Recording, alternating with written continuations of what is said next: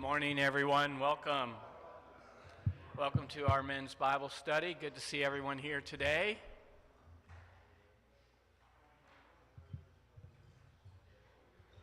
I will start straight away with any prayer requests anyone has to share.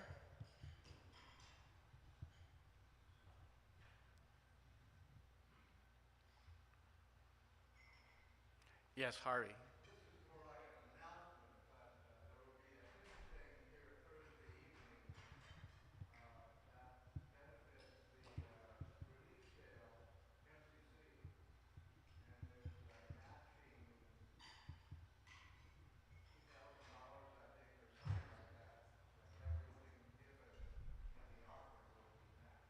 All right, so this coming Thursday here at Parkview Mennonite Church is a hymn sing, which the proceeds and donations will go towards MCC relief work.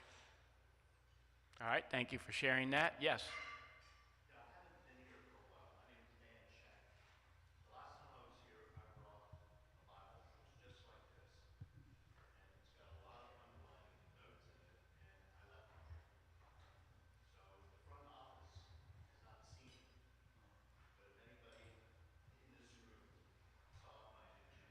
All right, so if anyone saw Dan's Bible, return it to him. Yep. Yeah, I like to underline and make notes in my Bible. It's when you lose that, it's a big loss, definitely. Yeah, I like to go back. I teach a lot of Sunday school, and I'll go back and I'll look at notes that I made, some of them from years ago, and they'll help revive some inspiration and so forth. All right. Any other announcements or prayer requests before we begin? Okay, well, let's just have a word of prayer. Dear God, we thank you for our time together this morning, for the food that's on the table. We are grateful for the men who worked to prepare it, grateful for the men who set up the tables, those who do the audio-visual work. In many ways, this is a fellowship that works together, studies together, and prays together, and we are thankful for that. We're thankful for the relationships you have given us in our table conversations. We're thankful for the inspiration of your word in our hearts, that we can go forward from this place and live in a way that honors Jesus, who saves us from our sins. We just thank you for all of these things, and there are many others that are hard to even count, the ways that you bless us and all these things. We are thankful. And be with this world that we live in. Help us to take the message of Jesus and bring it to a world that is hurting and broken and lost, like sheep without a shepherd, many people harassed and helpless. Help us to minister to them the way Christ ministers to us. In his name we pray, amen. All right, so this morning we are in the third of 4 sessions. We've been having a very formative study with Harold the past few weeks. Looking forward to today's session. It is entitled Joseph in the Dark. This is where Joseph is put in prison. It's in Genesis 39, verse 20 through 41:52. Harold, come on.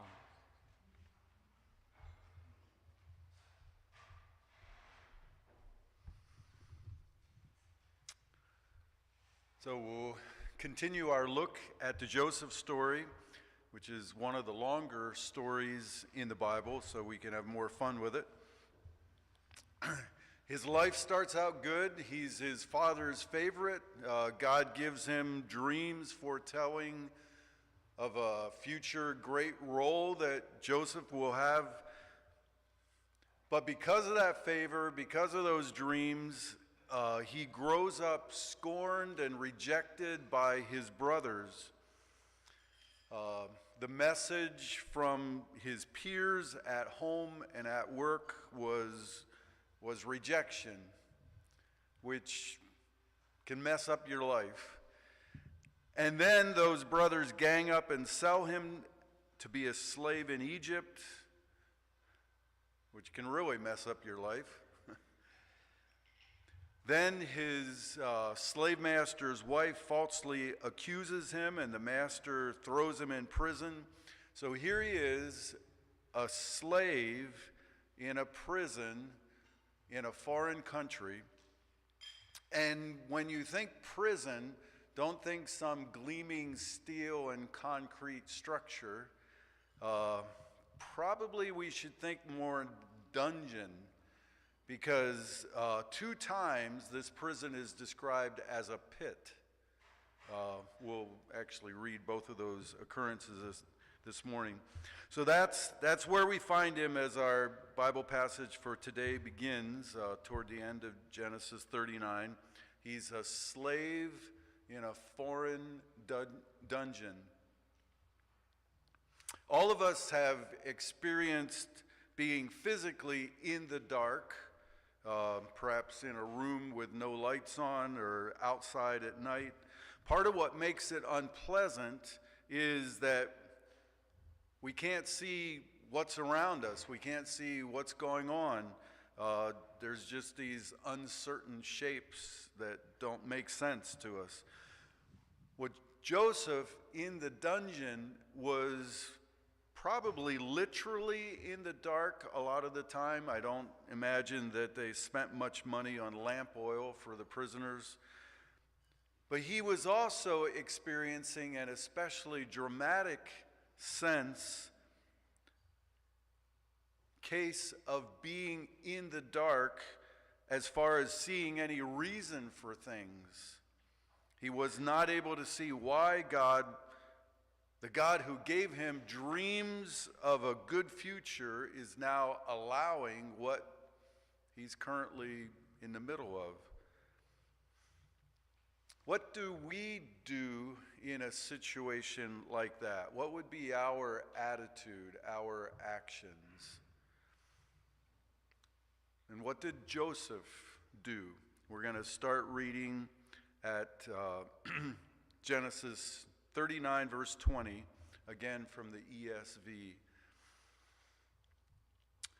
And Joseph's master took him and put him in prison, the place where the king's prisoners were confined, and he was there in prison.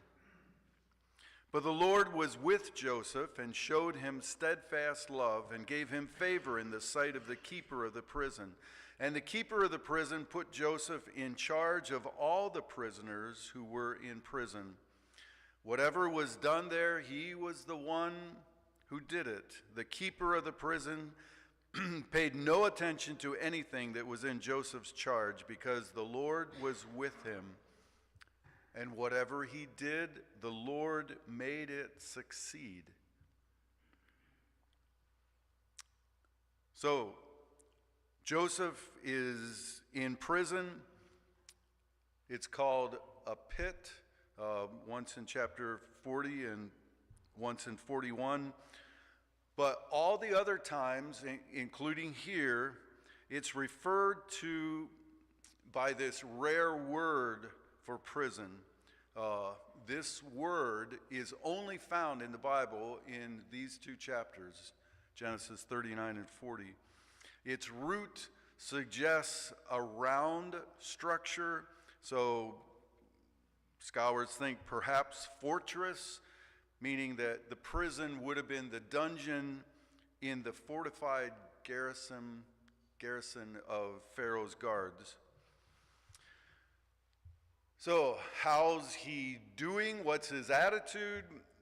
Clearly, he's not pining, he's not moping, but evidently, when given the opportunity to help, somehow he did it, and he did it well, until he was, verse 22, in charge of all the prisoners. And if that reminds us of our text from last week, well, it should. The author is drawing a clear parallel between Joseph here in prison and Joseph in Potiphar's house, the first part of the chapter. Both accounts show him and this is something on your handout. Getting favor in the eyes of his master, that's verse 21, and then also verse 4. Being put in charge of everything, verse 22, also verse 4.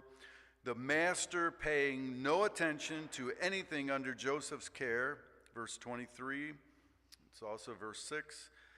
And Joseph having success in whatever he did, verse 23 and also verse 3.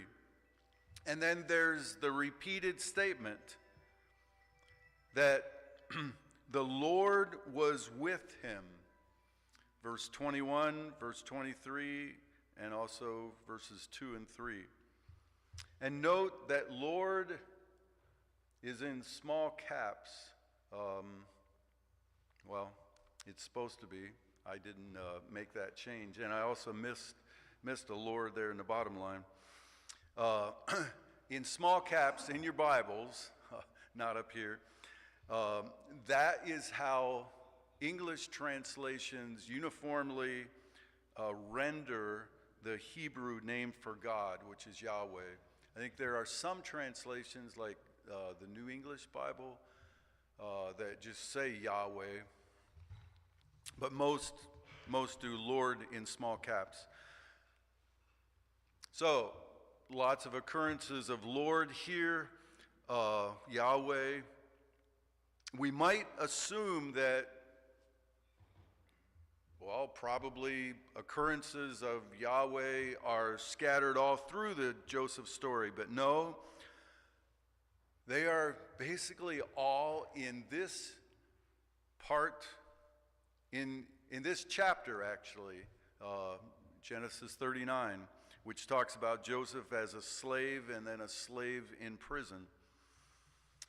The only other reference to Yahweh in this whole section of Genesis is when Jacob on his deathbed is blessing his sons. So Joseph is in the dark. He's a slave in a dungeon with nothing in his external circumstances to give him any cause for hope, no rhyme or reason why a God who says he has great plans for Joseph would allow this. But yet the narrator very deliberately goes to great lengths to say that Yahweh is with him. Yahweh has not forgotten him. Yahweh is doing something in his life. How long was Joseph there, a slave in this dungeon, continuing to work hard and be faithful, but in the dark? How long was this period? The next verse, chapter 40, verse 1, begins some time after this. So how much time are we talking here? Any of you remember how old he was before he was taken into captivity? It's mentioned that he was 17. And then, this is, well, looking ahead, but how old, anybody know how old he was when he stood before Pharaoh? Chapter 41, verse 46 tells us he was 30. And according to the first verse of chapter 41, what happened in chapter 40 was 2 years earlier than when he stood before Pharaoh, meaning that here, as chapter 40 begins, he would be 28. So he's had 11 years in captivity so far, 17 to 28. How many of those 11 would he have been in Potiphar's house? 4 of them, 7 of them, we don't really know. However, the 11 were divided up between the end of chapter 39 and the beginning of chapter 40 would have been years of Joseph continuing to work hard to be faithful while he was in the dark, seeing no reason for why he's in slavery in prison. Sometime after this, the cupbearer of the king of Egypt and his baker committed an offense against their lord, the king of Egypt. And Pharaoh was angry with his two officers, the chief cupbearer and the chief baker, and he put them in custody in the house of the captain of the guard in the prison where Joseph was confined. The one in charge of the prison was the captain of the guard. Does that sound familiar to any of you? You heard that term before? Yeah. Paul's shaking his head. That was Potiphar's position. Chapter 39, verse 1 is one of the spots. So you might wonder, did Potiphar just move Joseph from his home to another house that he was in charge of, this prison? Commentators, almost all of them say, well, since the writer doesn't use Potiphar's name here, it would seem that the captain is probably another person. Just probably, we don't know for sure. Now, these two prisoners were not average run-of-the-mill prisoners. It was the cupbearer and the baker of the king of Egypt, the Pharaoh. And we shouldn't think of a baker, with flour on his elbows, or the cupbearer as, here, waiter. The cupbearer probably did bring the king's drink and the baker his food, but these were very high officials. They were in that role because the king liked having them around. He valued them, and he trusted them. They had unique access to him. He had to trust them because plots against kings often involve poison in food or the drink. Verse 4, the captain of the guard appointed Joseph to be with them, and he attended them. They continued for some time in custody. And one night they both dreamed, the cupbearer and the baker of the king of Egypt, who were confined in prison, each his own dream, and each dream with its own interpretation. When Joseph came to them in the morning, he saw they were troubled. So he asked Pharaoh's officers who were with him in custody in his master's house, "Why are your faces downcast today?" Notice Joseph's quick concern. He was not just going through the motions of, bringing them whatever they needed, but he was caring about them as a person. They said to him, "We have had dreams, and there is no one to interpret them." And Joseph said to them, "Do not interpretations belong to God? Please tell them to me." Not only was the Lord with Joseph, but Joseph was thinking about the Lord. Many cultures view dreams as a gift from God, real and direct contact with this realm that is mysterious above us. Dreams haven't been that significant in my life, but for my father and for his father, I heard stories often of dreams affecting decisions at pivotal moments in their life. Many Muslim converts to Christianity will point to a dream as a turning point. I was having lunch with Linford last week, and he mentioned an instance of this. Egyptians were one of those cultures that really put a lot of stock in dreams, had books for how to interpret them, had people who were dream interpreters. And these two officials were troubled, were downcast, because they had been given a dream, some sort of a window into knowing their fate, and they had no access to their dream interpreter. And being in prison, they were more anxious than normal to know what this dream was going to say. But Joseph says, "My God interprets dreams." Verse 9, so the chief cupbearer told his dream to Joseph and said to him, in my dream there was a vine before me, and on the vine there were 3 branches. As soon as it budded, its blossoms shot forth, and its clusters ripened into grapes. Pharaoh's cup was in my hand, and I took the grapes and pressed them into Pharaoh's cup and placed the cup in Pharaoh's hand. You can note all the 3s in the cupbearer's dream, not only the 3 branches, but also the 3 stages of growth, the budding, the blossoming, the ripening, and then the 3 actions by the cupbearer, taking the grapes, pressing them, handing the wine to Pharaoh. Verse 12, then Joseph said to him, this is the interpretation. The 3 branches are 3 days. In 3 days, Pharaoh will lift up your head and restore you to your office, and you shall place Pharaoh's cup in his hand as formerly when you were his cupbearer. And Joseph is so confident that the cupbearer is going to be restored, he adds a personal request. Only remember me when it is well with you, and please do me the kindness to mention me to Pharaoh. And so get me out of this house, for I was indeed stolen out of the land of the Hebrews, and here also I have done nothing that they should put me into the pit. Meanwhile, the baker was watching and listening intently, evidently unsure whether he should share his dream. He might have had a gut-level feeling that his was a bad omen, but he drew courage from Joseph's positive response to the cupbearer's dream.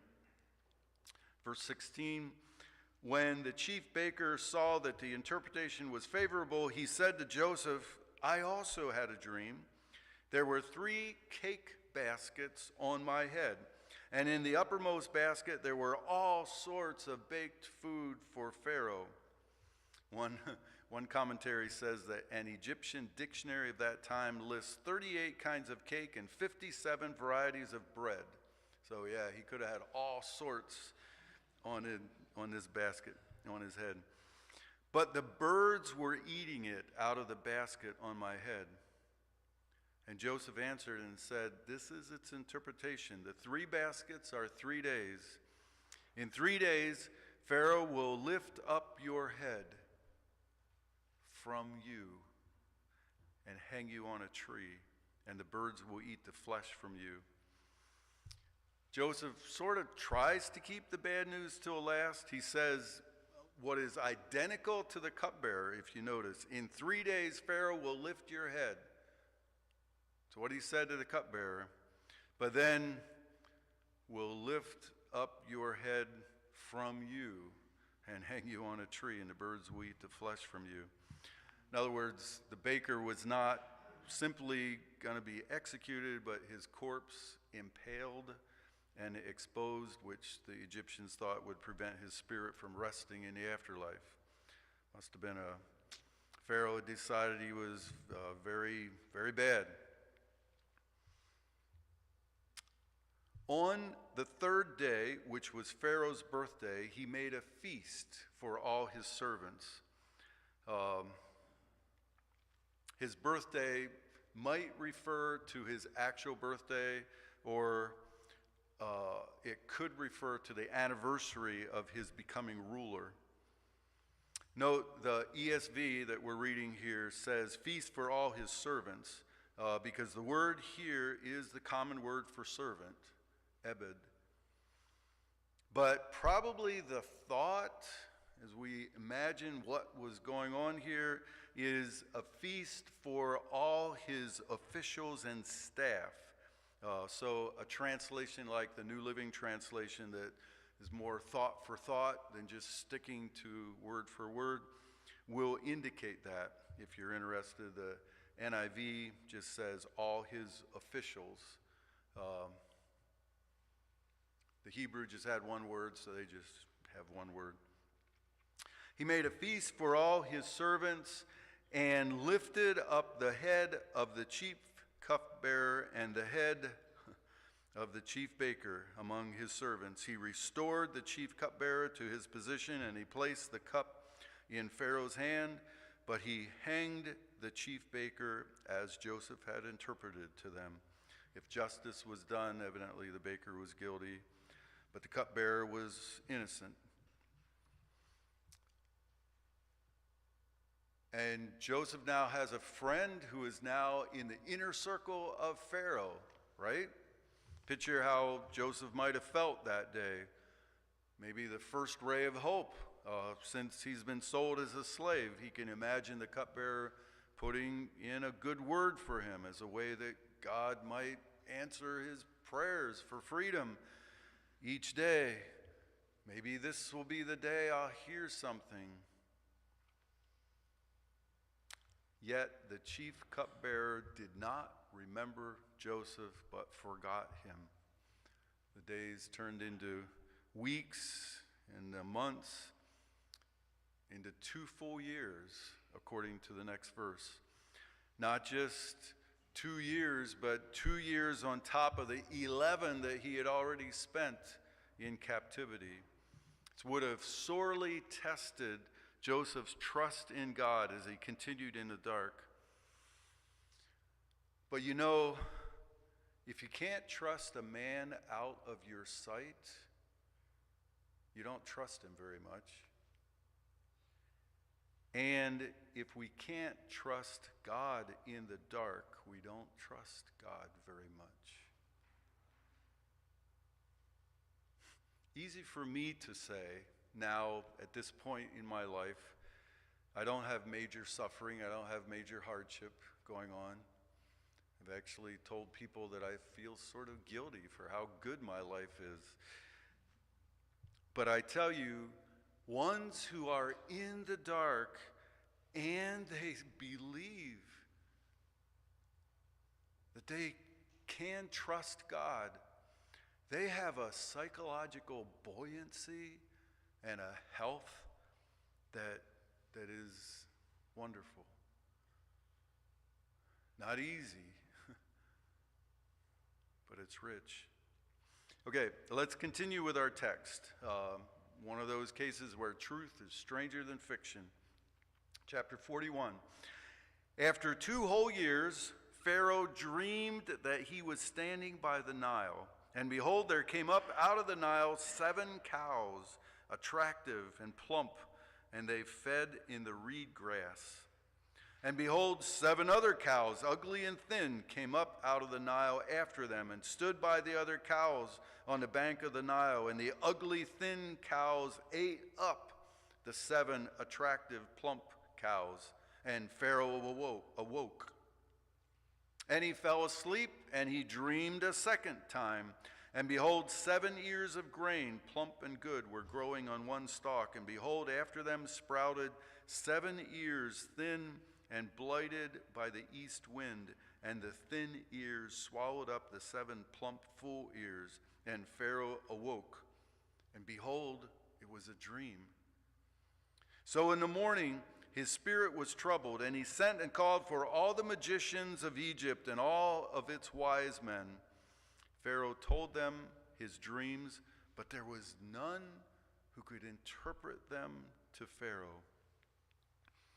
The end of verse 7, and Pharaoh awoke, and behold, it was a dream, sort of suggests that it was so vivid that Pharaoh was at first thinking that it was real until he woke up and he realized it was a dream. He senses these dreams are significant, not only because they're vivid, but cows and grain, they were central to Egypt. Egypt was famous for its cattle and its grain. Later on in the Roman Empire, it was known as the breadbasket of the Roman Empire. So he tries desperately to discover its meaning. He summons all the magicians of Egypt and all its wise men. And by magicians, don't think illusionists who performed to entertain. These were ones who interpreted omens and signs.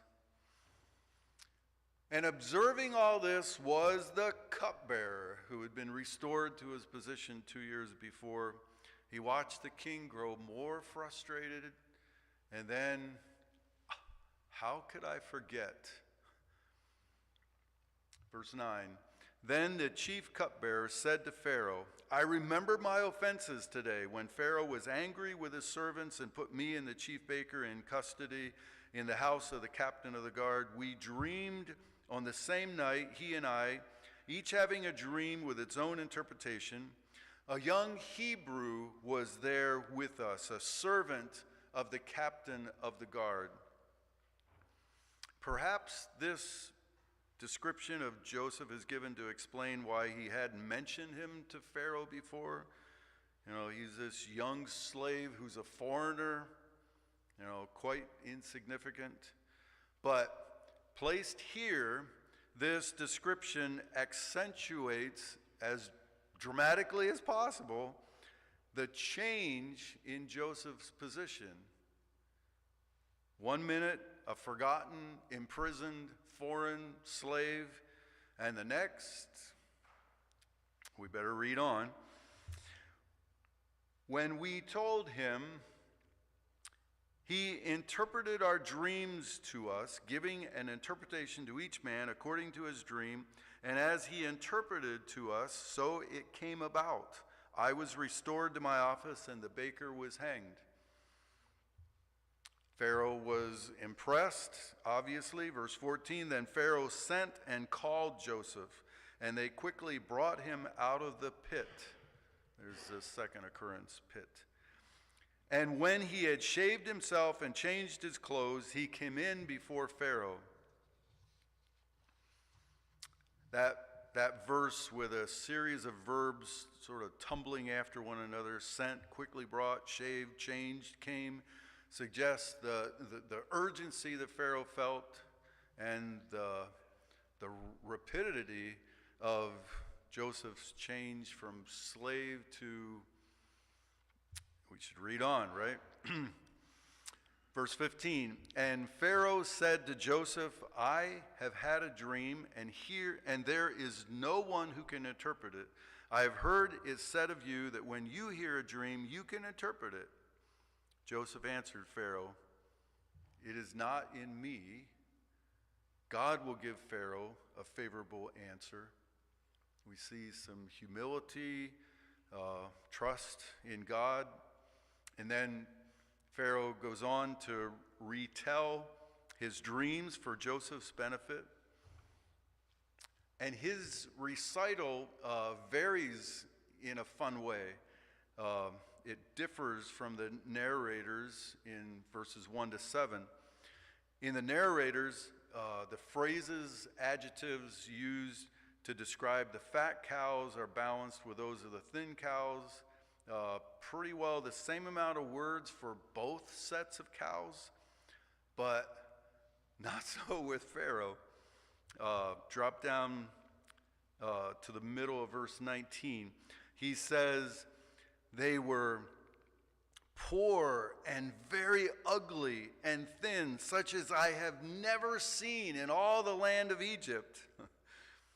And the thin, ugly cows ate up the first 7 plump cows, but when they had eaten them, no one would have known that they had eaten them, for they were still as ugly as at the beginning. Then I awoke.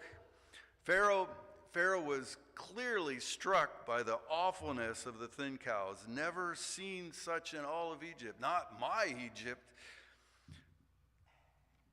And after these cows had eaten the fat ones, no one would have known it. They still looked as bad as at the beginning. It's sort of like he had an intuition that the dream warned of something pretty dire to his Egypt. Then he tells Joseph the dream of the heads of grain, and he adds, this is drop down to the end of verse 24, going on down. I told it to the magicians, and there was no one who could explain it to me. Now every eye is on Joseph, and God, who Joseph has been continually walking with, and who has continually been with Joseph, gives him the interpretation.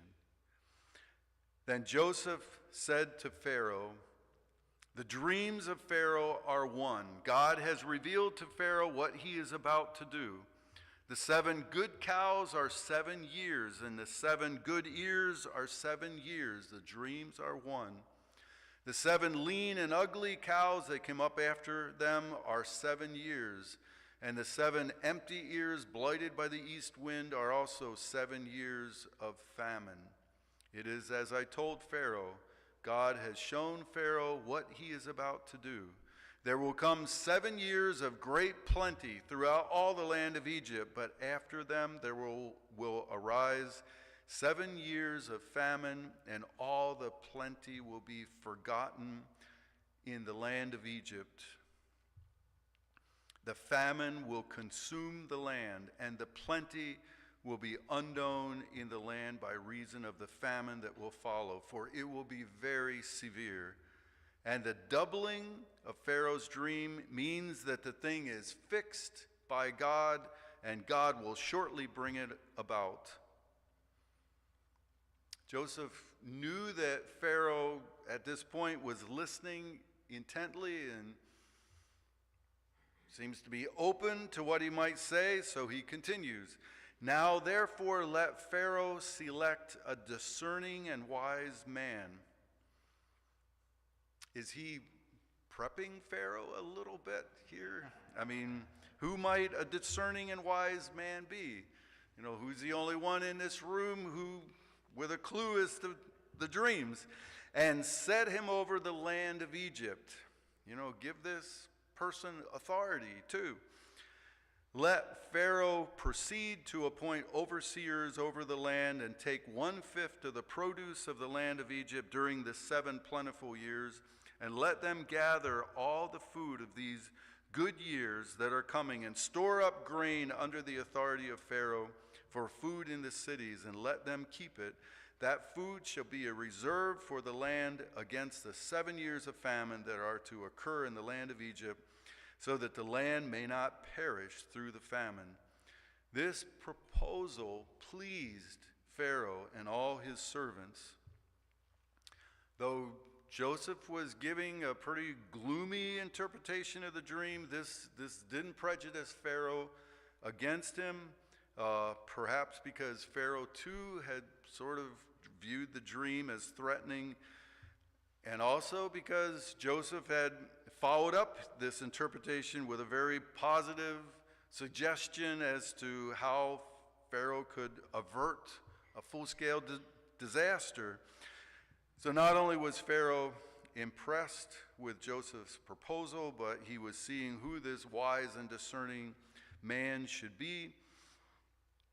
And Pharaoh said to his servants, "Can we find a man like this in whom is the Spirit of God?"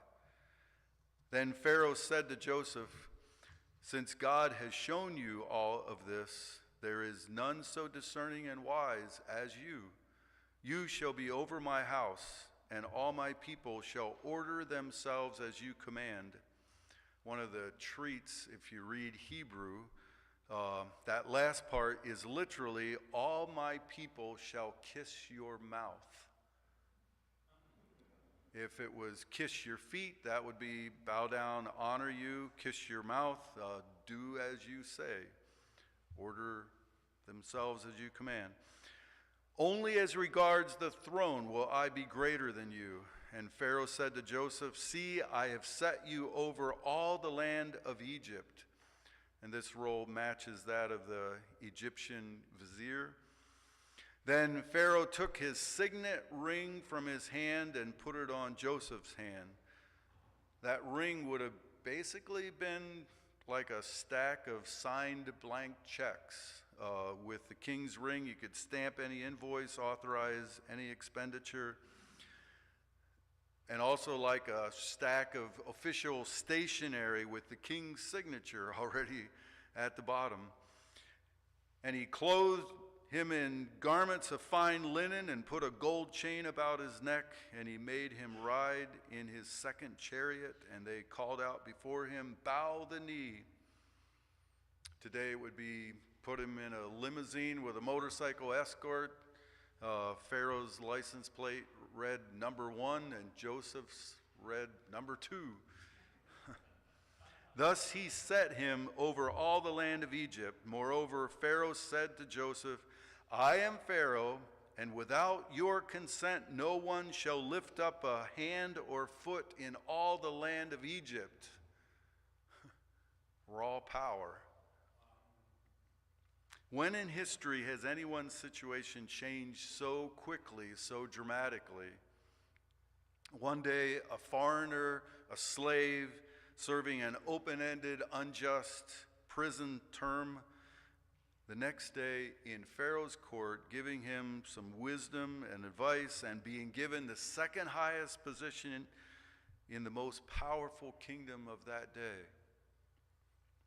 The following verses show Joseph given an Egyptian name, given a wife, the daughter of a prominent priestly family, which those things would have fully integrated him into the royal court, and then we're told about his 2 sons. Last comment. Now, doesn't everything start to make sense? Those 13 years. In verse 41, Joseph is put in charge of the whole land of Egypt. To be in charge of something in Egypt was not a new concept or a new experience in Joseph's life. He had been in charge of a high-up man's large household. He had been in a prison where he had contact and conversation with high-up, powerful officials. It was a prison for the king's men. Without all that extensive experience in how to manage things in Egypt, could Joseph have handled the whole land of Egypt and stored up those huge quantities of grain? And even those extra 2 years of waiting, when the cupbearer forgot him, start to make sense. If Joseph had come before Pharaoh 2 years before, when the cupbearer was released, chances are it would have only been because of Pharaoh's curiosity, no personal need, no sense of urgency. And Pharaoh would not have seen Joseph against the backdrop of all the other wise men and magicians of Egypt to dramatically compare Joseph's wisdom and discernment and success with their failure. God's timing was perfect. You get the feeling that God could see in the dark. During those last 12 years in prison, all that Joseph could see was suffering due to the cruelty of his brothers, the false accusation of the slave master's wife, the ingratitude of the cupbearer. But no, those years, that suffering had purpose, had meaning. God was acting, God was training, God was preparing, God was waiting for the right time. The pattern of Joseph's life did make sense. Maybe God can see in the dark.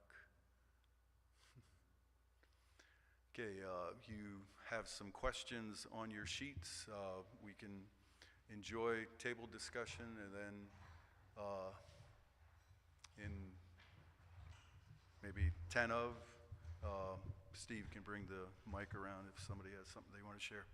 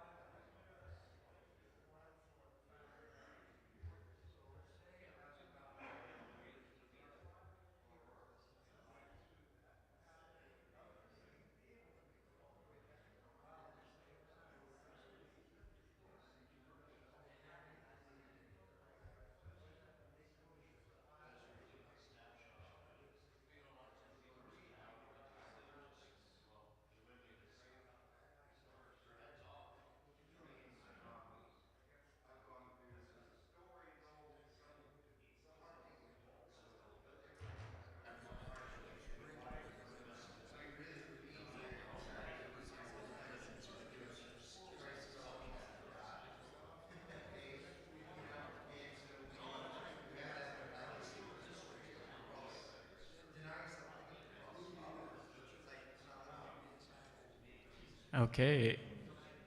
I see a lot of lively conversation at the tables. We have a few minutes now if anyone wants to raise their hand and share.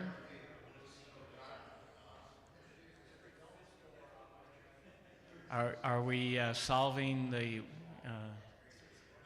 mysteries of this story?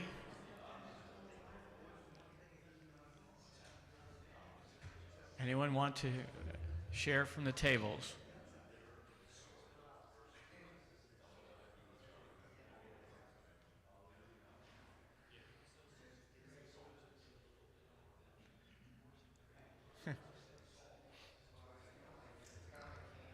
All right, we have a man here. Good. We were discussing at this table what is God's working and what is our deciding, I need to do something. We were thinking back to like when we graduated from college. There are some people who said, I need to go find a job. Other people say, I need to wait for God to lead me. What was Joseph doing?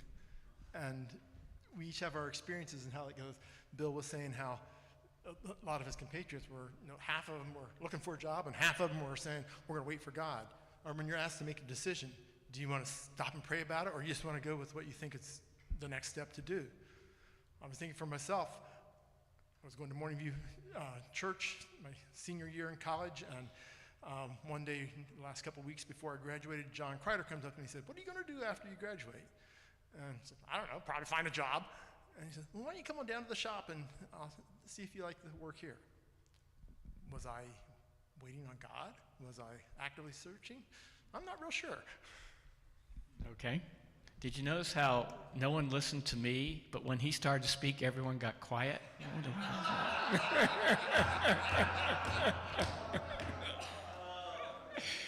I'll just take that with humility. All right. Any other tables?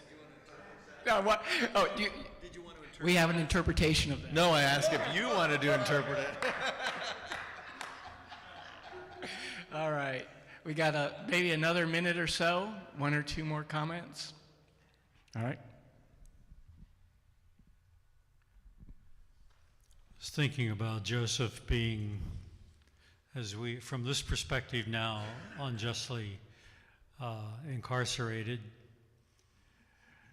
And I mentioned to the table here, I said, I wonder how many Hispanic people have been picked up and put in prison, are going to be shipped away or something, maybe in a situation like Joseph. And if that's the case, then what does that make us? Okay. One more comment. All right.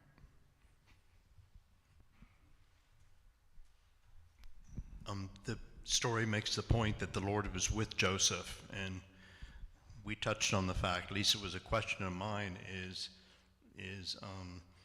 what was Joseph doing on his side to cultivate a connection with God? The story doesn't mention that he had an active prayer life or anything like that, but it's sort of interesting to wonder what he was doing on his side when there was so much around him to be bitter about. And that's another miracle, the fact that apparently he did not become bitter.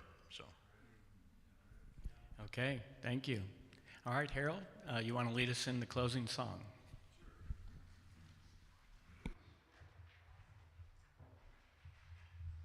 I'd invite you all to stand.